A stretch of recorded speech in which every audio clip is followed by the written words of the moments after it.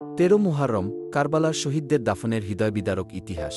13 মুহররম হিজরি 61 সালের এই দিনে কারবালার হৃদয়বিদারক ঘটনার 3 দিন পরের সময় আশুরার দিন হজরত ইমাম হুসাইন রাযিয়াল্লাহু আনহু শহীদ হন ইয়াজিদের জুলুমের বিরুদ্ধে দাঁড়িয়ে। তার শাহাদাত ইসলামের ইতিহাসে এক অনন্য আত্মত্যাগের নিদর্শন। 13 মুহররম ছিল সেই দিন যখন শহীদদের নিথর দেহগুলো দাফনের জন্য কবরস্থ করা হয়।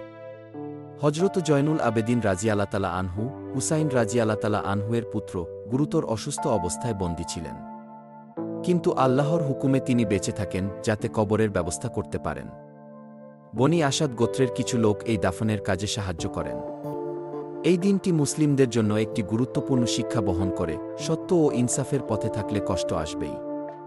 আসুন 13 মুহররম উপলক্ষে শহীদ হুসাইন রাযিয়াল্লাহু আনহু এর আত্মত্যাগকে স্মরণ করি এবং অন্যায়ের বিরুদ্ধে সাহসের সঙ্গে দাঁড়ানোর শিক্ষা গ্রহণ করি।